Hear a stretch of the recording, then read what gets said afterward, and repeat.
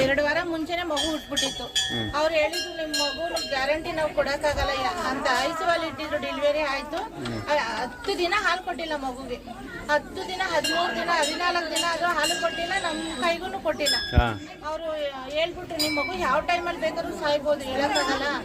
ಉಳ್ಕೊಳ್ಳೋದಂತೂ ತುಂಬಾ ಕಂಡೀಷನ್ ಆಗಿದೆ. BP ಕಮ್ಮಿ ಆಗಿದೆ, ಉಸಿರಾಡಕ್ ತೊಂದರೆ ಇದೆ, ನಾವೇನು ಹೇಳಕ್ಕಾಗಲ್ಲಮ್ಮ, ಯಾವ ಟೈಮಲ್ಲಿ ಬೇಕಾದ್ರೂ ಸಾಯ್ಬೋದು ಮಗು ಅಂತ ಹೇಳಿದ್ರು.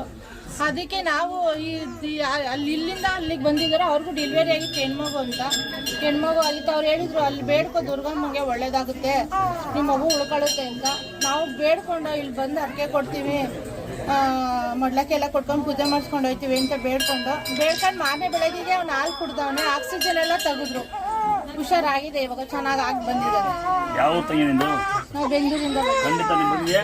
ಈ ಪಾಪ ಆಶೀರ್ವಾದ ಮಾಡಿ ಅಲ್ಲ, ಆಶೀರ್ವಾದ ಕೊಡಲಿ ಅಂತ ಅವ್ರು ಎಷ್ಟು ಪಡಿದ್ದಾರೆ.